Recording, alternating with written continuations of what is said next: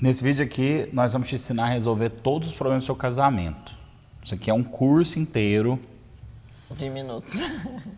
Em poucos segundos, poucos minutos, tá? De como solucionar tudo. E não só casamento, suas finanças também. Qualquer problema na sua vida. Qualquer problema na sua vida, nós vamos resolver aqui agora. Se você é uma criança, foi sequestrado para um país distante, está sendo obrigado a viver debaixo do governo de um rei desconhecido. Foi a história de Daniel. Ah, tá. Nossa, você tá lá na Bíblia. Não, mas do jeito que você falou, se você foi sequestrado, eu pensei, caramba, será que esse vídeo vai chegar nessa pessoa? É muito específico. Ela tá profetizando aqui ao vivo. Meu Deus do céu. A pessoa tá lá no Paquistão com o celularzinho lá. E assistindo o vídeo do casal legendário. Mas se fosse isso, também era a mesma resposta. Tá, por quê? Conte a história de Daniel. A história de Daniel, a Bíblia conta... Não, vai estragar. Tá, não, desculpa, vai. Desde a infância até a vida profissional dele, até a juventude, a vida profissional, até a velhice dele. Qual era a profissão dele? Profeta? Ele era sábio, ele era era um o político. inteligentão. Ele era um Ele era conselheiro político e participava do governo, tinha um cargo no governo, né? Mas primeiro ele foi escravo, depois ele virou um estudante para o país, que ele foi levado. Depois ele virou um aprendiz de sábio, depois um sábio, depois ele virou um governante. Isso conforme as obras que ele mesmo foi dando sinais de que ele tinha um valor, o governo espertinho ia colocando ele em cargos propícios para aproveitar a inteligência dele. E era crente. E ele era crente. Então é uma vida a se espelhar, né? A ler sobre e pensar assim, nossa, se deu certo com ele, deve dar certo comigo, né? Então, assim, ele passou por coisas extremas, como ser sequestrado para outro país, como ser ameaçado de ser preso, como ser separado da sua família, como ter que um desafio de descobrir e decifrar um sonho de alguém que não contou nem que sonho foi. Todo esse tipo de encrenca ele se meteu. Olha o nível Me conte da prova do rei, ó. no meu sonho, mas eu não vou te contar qual foi o sonho. Se você é profeta, você vai descobrir qual o significado do meu sonho, mas nem vou te contar o sonho. Então, em todos os desafios, ele tinha uma coerência de atitude. Ele fazia a mesma coisa em todas as vezes. Inclusive, ele foi preso por ser coerente em permanecer nisso. Houve um decreto do rei na época, em uma época da vida dele, que era proibido adorar outro Deus. E ele, 3 vezes por dia, ele era conhecido por ir na sacada, separado do resto do povo, ele ia lá e orava. Era o rei lá do 300? Ah, não sei.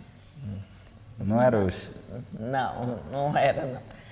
Enfim, e aí os outros funcionários do governo, que eram invejosos e via que Daniel se destacava mais do que eles, pegaram ele em flagra, orando, e levaram para o rei, e ele foi condenado à morte, mas o Senhor o livrou da cova dos leões. Então, todo mundo já conhece essa história.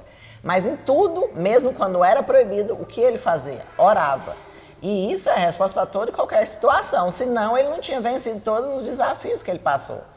Se um leão tentar te pegar, se você for sequestrado, ameaçado de morte, todas essas coisas drásticas, mas também se no seu dia a dia você estiver se sentindo misturado com as coisas do mundo e tiver tentado a esfriar o seu coração, se você estiver sentindo, afastando do seu casamento, se você estiver sentindo, perdendo o controle da educação dos seus filhos, em tudo isso, a resposta de Daniel foi a mesma também.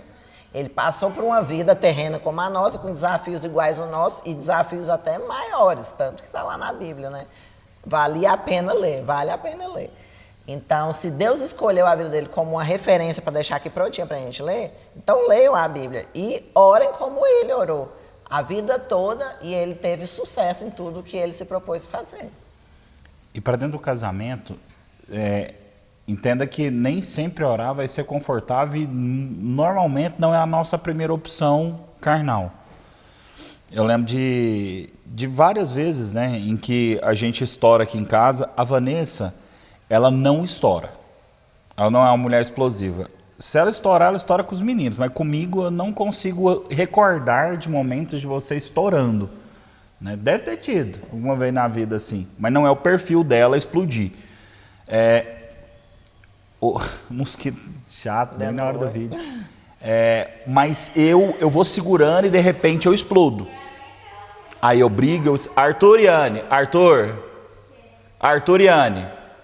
silêncio. Tá vindo muito barulho aqui no vídeo. E eu tendo a ter esse comportamento. E na hora que eu tô irritado, a Vanessa fala, vai orar sobre isso. É a mesma coisa de falar assim. É assim que eu escuto. Vai orar, Ricardo. Pra mim é a mesma coisa. Aí que eu fico grilado e eu não quero orar. Lembrei do pastor Rafael falando lá no Legendários, quando ele foi seminarista. Eu não vou orar. Mas você é o pastor. Mas eu não vou orar. E às vezes me dá esse ímpeto, essa vontade. E aí, assim, com muita paciência, com muita tranquilidade, eu retomando a minha paciência, eu entendo, eu realmente preciso orar. E quando eu me retiro para orar, não é que Deus vai lá e vai resolver o problema na hora. Ele resolve o problema aqui, muitas vezes. A maior parte dos problemas dentro do casamento não é externo, é aqui. Então eu oro, não precisava de ter tido aquele problemaço todo. Era só eu tomar a cruz aqui. Eu podia ceder. Aqui eu podia ficar calado. Aqui, nossa, a Vanessa, ela tem esse ponto, ela fez isso. Como que eu estou me apegando a essa coisa? Então você vai perceber que muitas das vezes as nossas orações do casamento, ela não vai mudar o cônjuge, ela vai mudar você. E a resposta de Deus na oração quase sempre é, primeiro ele te acalma, quando você começa a orar, ele vai te acalmando, depois ele te traz luz. E trazer luz é o que a palavra fala, que a presença de Deus nos traz luz. Então você começa a orar, você atrai a presença de Deus. Você lembra que Deus está em você, você lembra que Deus pode falar. E aí você se acalma e vem a luz sobre a situação, porque antes a emoção te cega, o inimigo te cega, o seu ego te cega. E agora quando você sai para orar, como Daniel saía para orar, o que acontecia? Você deixa as emoções, você deixa o ataque do inimigo, deixa tudo de fora, só você e Deus. Vem luz. Aconteceu foi isso. Não foi aquilo tudo, foi só isso aqui. E agora o que eu faço? Eu lembro de Jesus. Jesus se apresenta a você. Então você lembra, Jesus tomou a cruz. Será que aqui eu não deveria ter tomado a cruz? E no meu caso, o que o Espírito Santo mais fala? Você deveria ter ficado calado. Quase sempre Deus vai vir e te falar, cala a boca, cala a boca. Você vai perceber que muitas vezes você vai orar pelo seu marido e Deus vai mudar você. Ou ele Porque vai assim te testificar um negócio. Tá bom, você tá certa, mas espera um pouquinho. Mais pra frente, isso vai se revelar, isso vai se alinhar. Nem tudo está 100% agora, porque nem tudo vai estar 100% até a glória. Então, às vezes, a gente se apega a pequenas coisas, sendo que nós estamos os dois em obras até a eternidade. Se estamos em obras até a eternidade, é normal que tenham defeitos. O que tem numa obra? Coisa fora do lugar, coisa ainda para ser resolvida, coisa ainda por fazer. Nós estamos em obra até a eternidade, então nós temos que esperar a eternidade para a gente querer que esteja tudo no lugar, tudo prontinho, tudo brilhando. Então os nossos comportamentos, as nossas emoções, as nossas fragilidades vão existir até o fim do nosso casamento, até que a morte nos separe, realmente. Mas nesse morte nos separa, até chegar ali, muita coisa vai morrendo e vai, como a gente falava, vai um lixando o outro até chegar lá. E essas obras que precisam ser feitas, é o Espírito Santo, é a presença de Deus que vai fazer. E normalmente ele vai usar quem para ser o pedreiro? O cônjuge.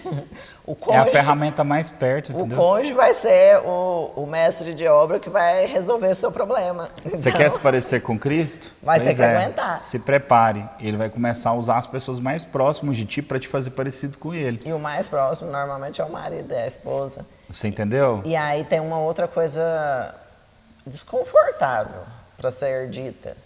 Se você fugir dessa obra aqui, que é o casamento, vou embora, não aguento mais ele só me, sei lá, vamos ver uma coisa assim, só me provoca, e ele tem o dom de me tirar a paciência, por exemplo.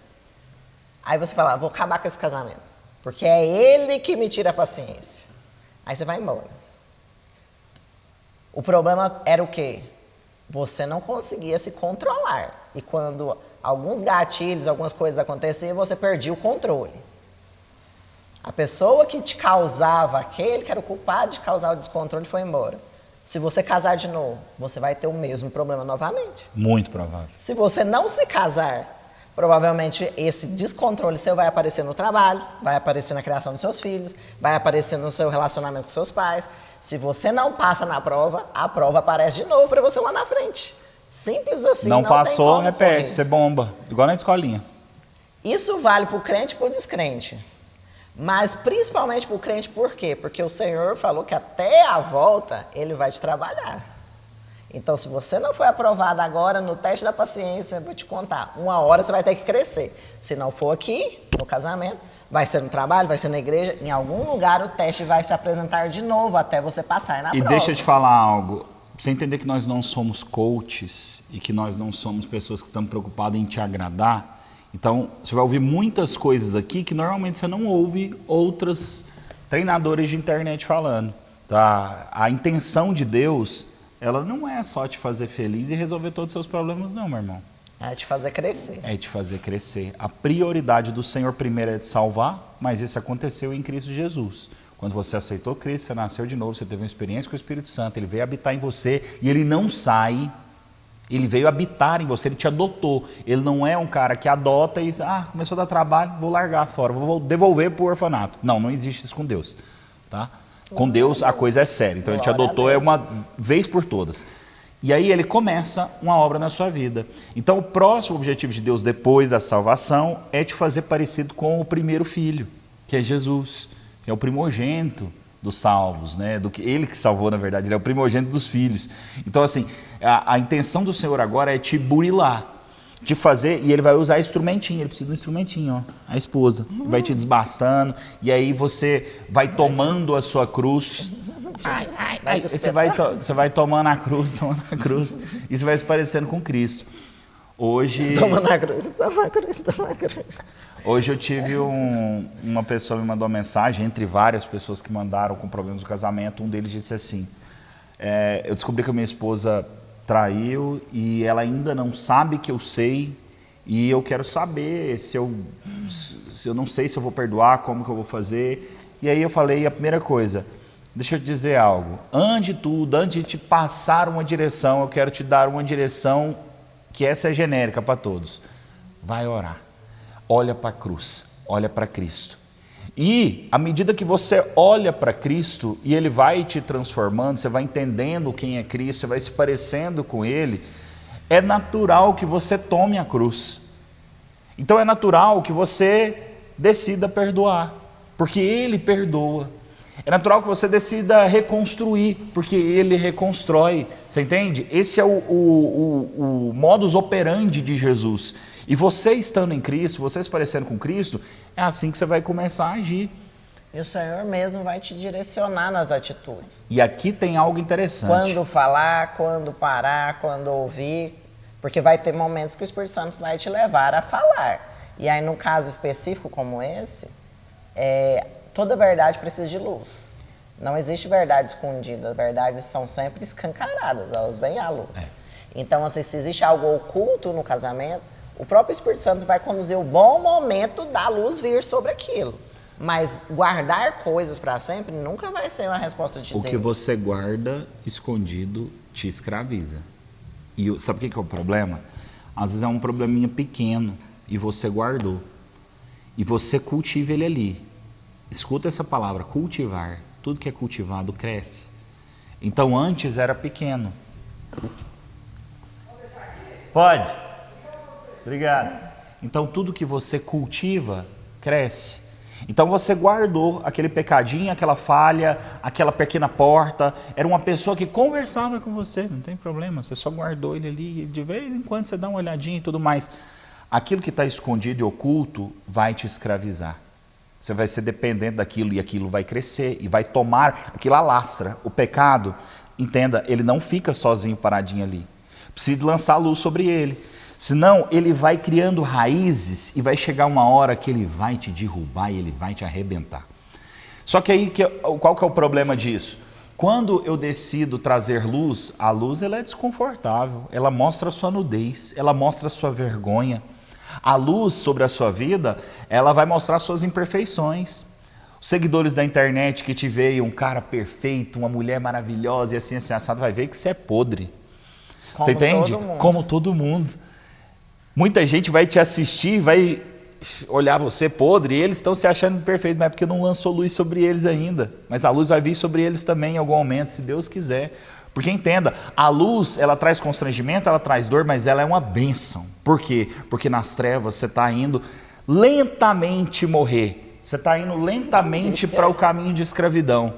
A luz, por mais desconfortável que ela seja, ela é o melhor. Ela é o melhor. E o Senhor, eu falei para aquele homem para ele orar, em segundo momento eu falei assim, você está tendo uma oportunidade de se parecer com Cristo. Quando a Vanessa decidiu perdoar o Ricardo, ela tomou a cruz. E eu enxerguei a cruz. Naquele dia eu enxerguei a cruz e a cruz me transformou. Quando você toma a sua cruz, as pessoas enxergam a cruz. Quando eles olham para você, eles veem Cristo.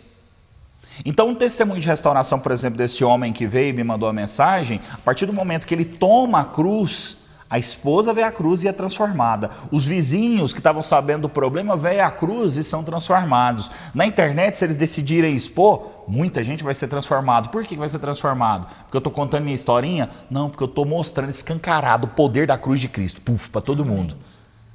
Você entende? Então, assim, de um problema pode surgir a cruz. E a cruz salva pessoas, restaura casamentos. Então, a solução é orar. Seja o crente que ora, né? Não seja um crente que não desenvolve relacionamento. E aqui eu vou te falar, é uma luta para mim, porque nem sempre eu estou num período que é espontâneo para mim orar.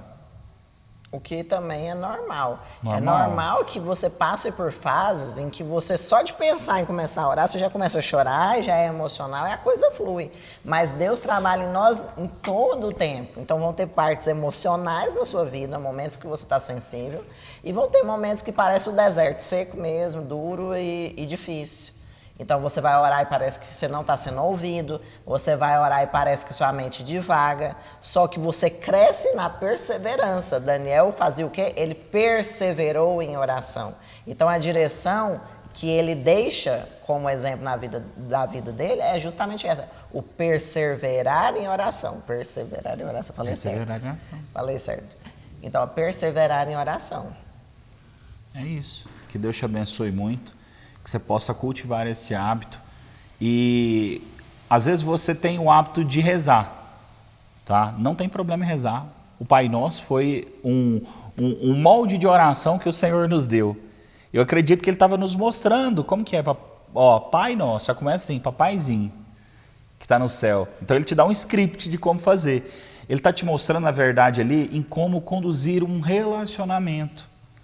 Então aprenda também, não estou dizendo para você parar de rezar, mas aprenda a conversar com seu pai.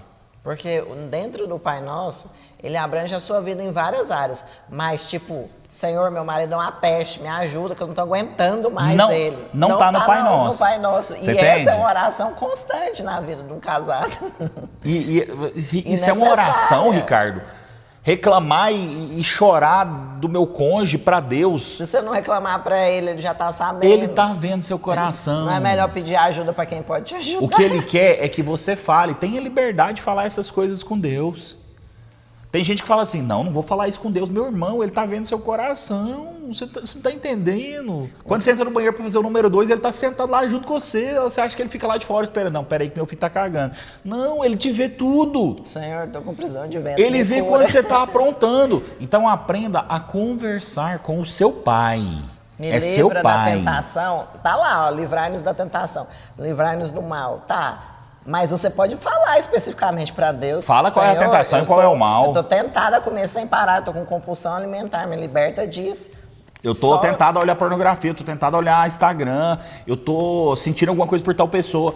Converse com o seu pai, com o seu pai. Ah, mas ele é Deus, ele é o Senhor e eu tenho que ter toda uma reverência para falar com ele. Ele é Deus e ele é Senhor, mas ele é seu pai. E Jesus, ele mostra de uma forma mais completa. Ele fala papaizinho, Abba Pai. que é Abba Pai? O que é papaizinho? É intimidade. É se deitar no colo, é conversar com o Senhor.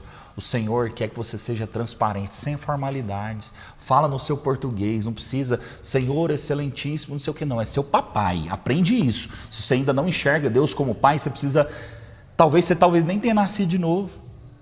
Talvez você nem entenda Jesus, o Senhor, Jesus não, né? Jesus é diferente isso, né? Jesus, ele é nosso Senhor, ele é um com Deus, mas o Deus Pai, entenda que você tem um pai. Você precisa aprender a se relacionar com Deus como pai, não como um senhor. Entenda com cuidado, não é um heresia o que eu estou te falando. Ele continua sendo senhor, só que ele é mais do que isso, ele é seu papaizinho. E você sabe que é diferente, deixa eu só concluir. É diferente quando você fala com seu pai. Como que você falaria se você fosse, vamos trocar a palavra senhor para patrão. Como você fala com seu patrão?